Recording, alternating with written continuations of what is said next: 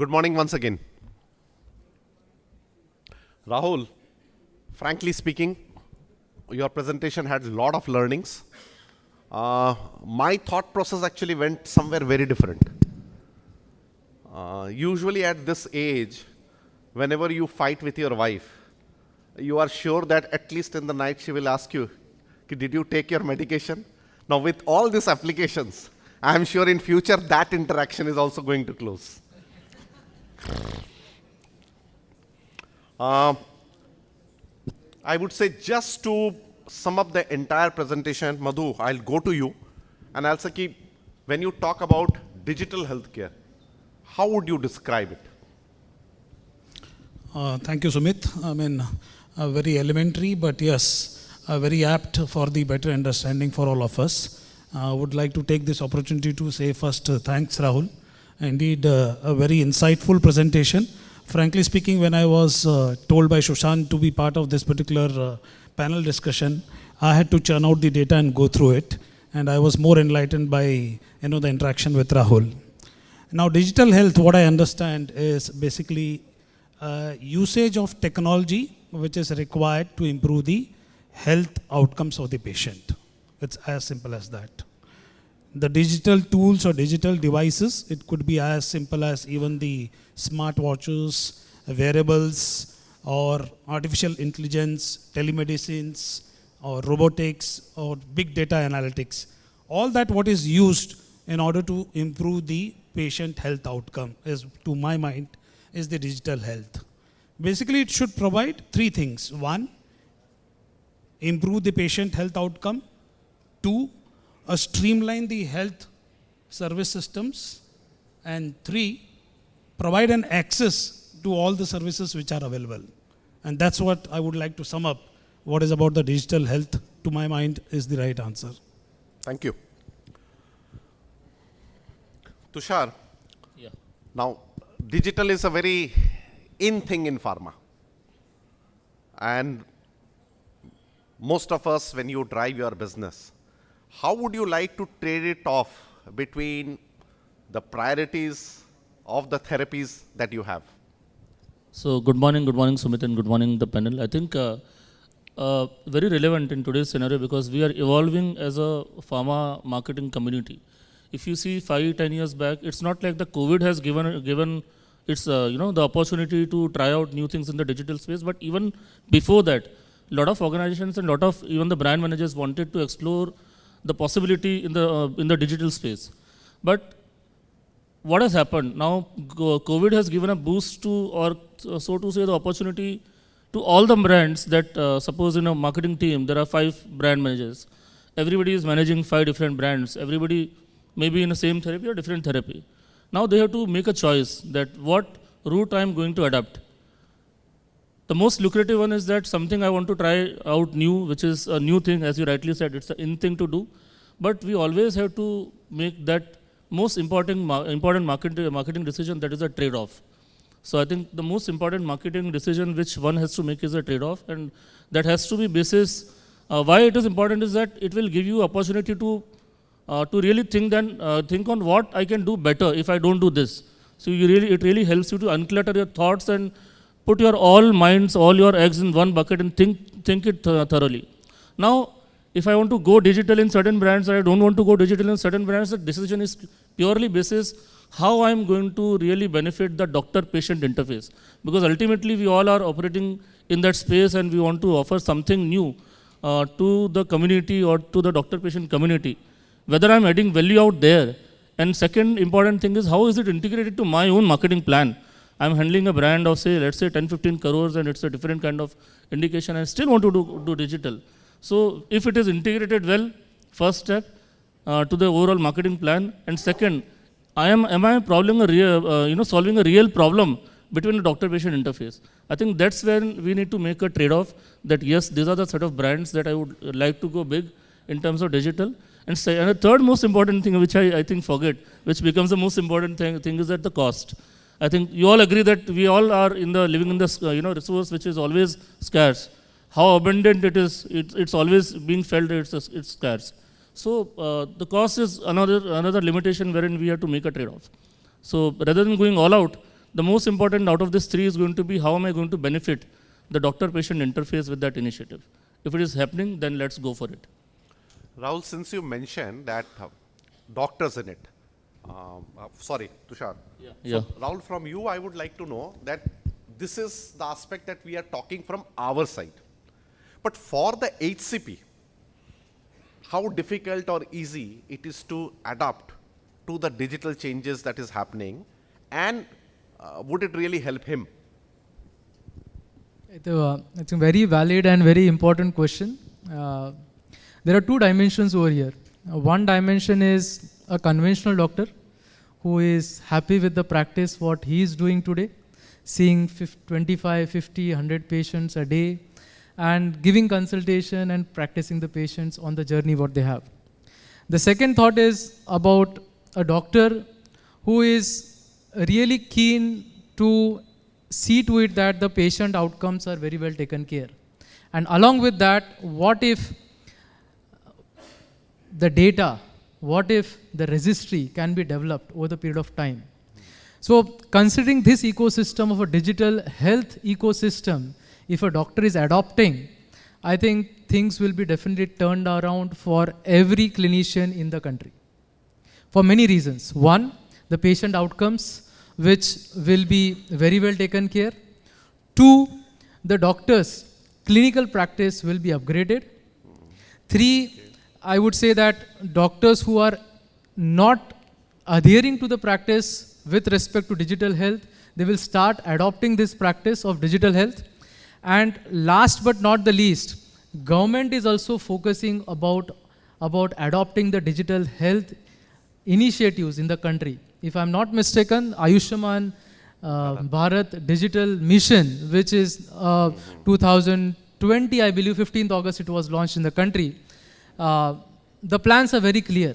And if you go the details in it, they are definitely talking about a digital health ecosystem to be built up in the country.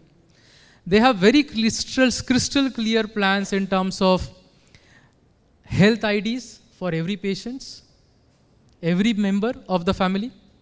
Second, a registry for health professionals. Health professionals include the HCPs, include the pharma companies, include the diagnostics, includes the pharmacies, everyone who is associated with respect to the ecosystem in the conventional mode.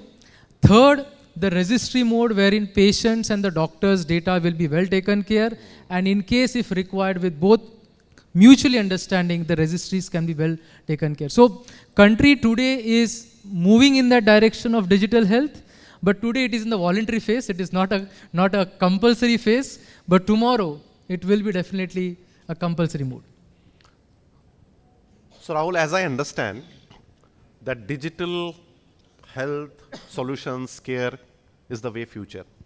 Do you think that in near future, this will completely dominate and the conventional marketing intervention that we have been doing, will that become obsolete? No, in my opinion, no. The reason being, digital health is an ecosystem which will be run parallelly.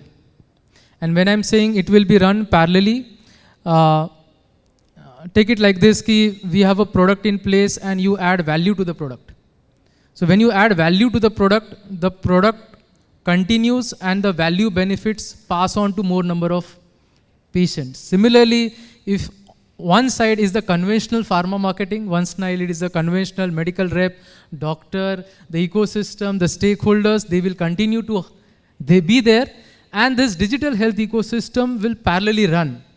Like what you have seen in my slides with respect to the tech, the digital tech, health tech companies are running. So it will be completely adjacency business models which will be running parallelly. It all depends upon pharma companies, it all depends upon the tech companies, which is the right patient profile or the which right patient segment we are approaching. These patient profiles or the right patient segment in this digital health will be definitely a chronic illness patient group, not the primary patients who require day in, day out interventions at the doctor's end. So therefore, in my opinion, it will be an adjacency business model, not to disturb the current existing ecosystem with respect to the conventional mode. Madhu. Just wanted to add what Rahul has mentioned about. I think the primary difference between the conventional pharma marketing and what we are talking about the digital health is the one word about conventional marketing or conventional pharma business. As he rightly mentioned, it is there and this is emerging. But the difference between both is this is the need and this is the access. Right? So need and access cannot overlap. Need will continue to be there. Access is something will help to upscale it further. So that's the difference. Great. I think very, very good insights. All three of you run business. As a PMT guy who approaches you, if you have a budget of 100 rupees, how much of that would you allow the product manager to use for the digital initiatives? I guess this answer all three have to answer because it will be individualist then, isn't it? Yeah, that's what I said. So I will take your own quote. I think in your presentation I just saw that it always comes from the top to bottom. So it's the top from the bottom approach. And if I talk about pharma companies over here, as well as Lupin over here, Lupin has already taken that stand. And Lupin is already into the digital therapeutics mode. And it is on in a journey wherein the patient interface, the doctor interface, the caregiver interface, all are in place, and we are on a journey towards managing the post-MI cases and the ACS cases to begin with in the cardiology segment. So the point over here is top to bottom, which therapy, which patient profile to look into, and to start seeing the vision that this is going to be the next growth driver for your company. Because over here, important things are three. One is definitely the patient and its patient outcomes. Two, the HCPs and its upgradation to the next level. And three, as you said in the very beginning, the profits for the organization. Obviously, in the first 3 or 4 years, the break-even may not happen, but in the long run, as it progresses from therapy to therapy, it will be definitely the next generation growth driver for that pharma company.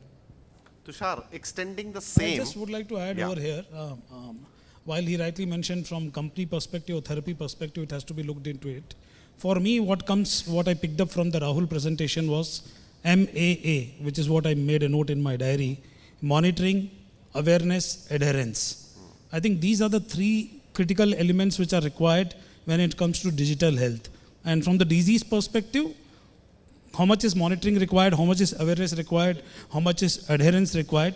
For me, when I'm looking into the dermatology business, probably that may be relatively less compared to the cardiology, diabetology, or rheumatoid, the pain management divisions and all. But yes, these are the three elements which I felt will be critical as far as the digital health, in terms of spent is concerned. Madhu, your answer actually incites one more question, but I'll come to it later. Okay. Tushar, now, frankly speaking, they have said their bit. Now, I will again reframe my question. Suppose there is a budget of 100 rupees. How much would you Percentage allow? hasn't come yet. Percentage hasn't come yet. I got it. Yeah. So, how much would you allow? So, I have also had to make some prelude to what I answered. So, if you ask me, I am handling a business wherein it's high on focus for hypertension. We are the number one cardiac brand at Glenmark and of IPM. So, our spend, yes, goes in very much in the awareness and diagnosis, so as in the treatment space. So, as we talk about three main arms of a brand journey: awareness, diagnosis, and treatment. So, I have almost 30 to 35% piece goes in the awareness, which is in the digital space. Fantastic. So that's how I'm able to expand market. I'm able to bring in more patients onto the treatment by making them aware. So and that's required because as we discussed just few minutes back, that everything has to go hand in hand. We can't be just doing this and not doing the other thing. So everything has to go hand in hand. At the same time, it has to be very, very well integrated also, so that it creates an entire ecosystem of the brand building. At the same time, the overall what message are you communicating from the brand window? It is being communicated in the right way. So yes, 33% is what I would go with. Your boss is making note of it. You mentioned, Madhu, that cardiology, probably oncology, wherever we have chronic diseases, does it mean that for an acute segment, the digital space would not have the right place to play on? I was expecting this question. I know this is one debate, during our initial interaction, even with Rahul, I was having, and whatever I have read and what I mentioned about it, basically it will have a 3 component, which he was talking about. A patient who is discharged or left, what is that required? A vitals monitoring, patient awareness with regard to disease per se, or to the adherence per se. You just started the moderator, the role by asking if Rahul wife will ask, any medication have you taken or not, right? So there that answers it. Nevertheless, coming to acute, it is going to be there definitely. It is only the scalability part which will vary. Thank you. If from the audience I can take a couple of questions, please. And if not, then I have another. Yeah, please. Hello.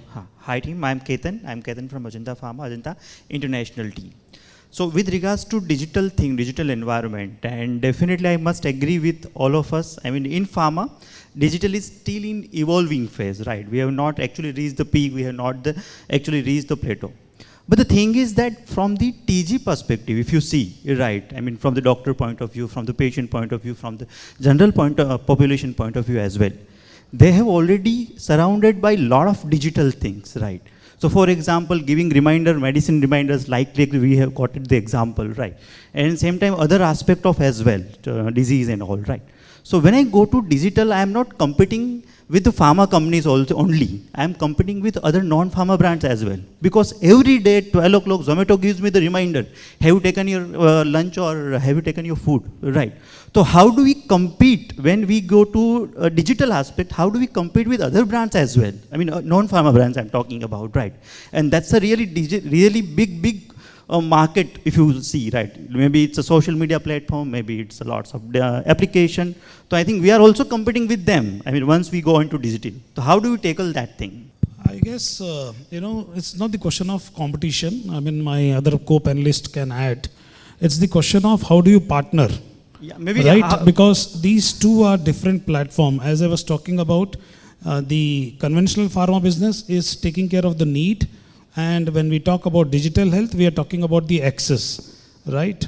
It is, as it was mentioned even by Tushar, like what percentage of component you would like to add to your promo, and in order to add on as a service providing in terms of the patient, when we look into the awareness part, adherence part, that could be there. The best aspect today will be a partnership.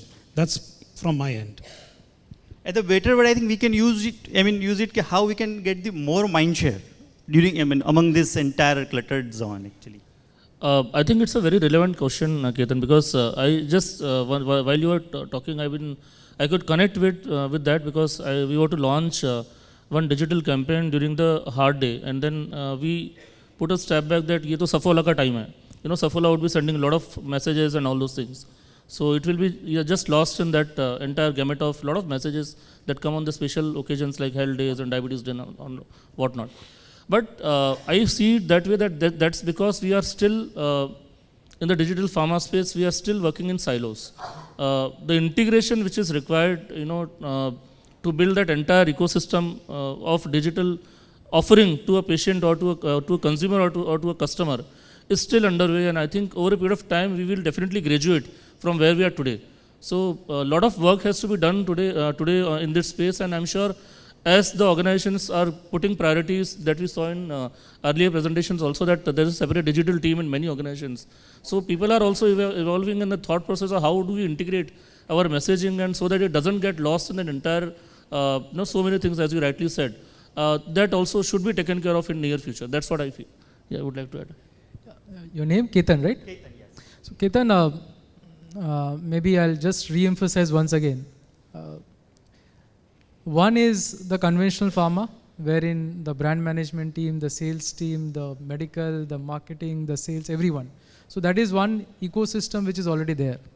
Second is the health tech companies which are evolving or which are booming, which are growing to be the 5 billion US dollars in India, and globally it is almost $221 billion. Today the topic is all about digital health ecosystem. So let us have 3 different thoughts. This you can't put it in the first, neither in the second, because this second vertical will continue to grow because they have their own USPs. I am having a USP of online diagnostic center, so I will run the online diagnostic model. You are having a product to do, so you will be continue digital interventions in your own product to do. But as a company, I am thinking about entering into a new adjacency business model, which is about digital health ecosystem. Then it is a different ballgame. So yes, this can integrate with other things, like you are into cardiology. I'm into acute and gastro. Gastro. So you are into gastrology. The team of gastro in your company is very well connected to the gastrologist. The company thinks about entering into digital health ecosystem by having a gastro-centric approach, patient-centric gastro approach. And this patient-centric gastro approach will be integrated, or I would say the benefits they will be getting because of your connect with the gastros. It's a product and the service offering to the gastros by the company. So this may not mix over there, but it will be a